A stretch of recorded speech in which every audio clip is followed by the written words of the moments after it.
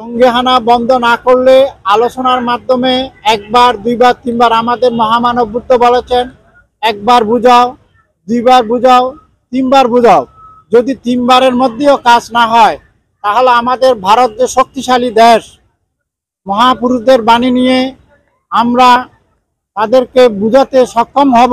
আমি এটাই মনে করি যে যুদ্ধ করলে কেউ শান্তিতে থাকবে না। ওরাও জঙ্গির আত্মীয় স্বজন, জঙ্গি যে দেশে লুকিয়ে থাকে সেই দেশও শান্তিতে থাকবে না।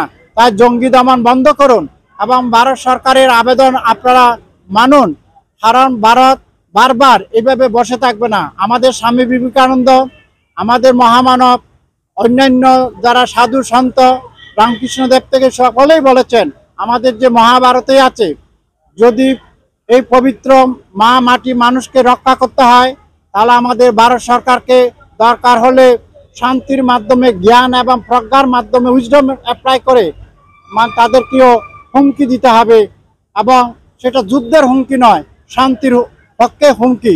তাহলে হয়তো আমরা বিশ্বাস করি, ভারতীয়রা বিশ্বাস করেন, অহিংসার মধ্য দিয়ে, উইজডম অ্যাপ্লাইয়ের মধ্য দিয়ে এই শান্তি প্রতিস্থাপিত হবে।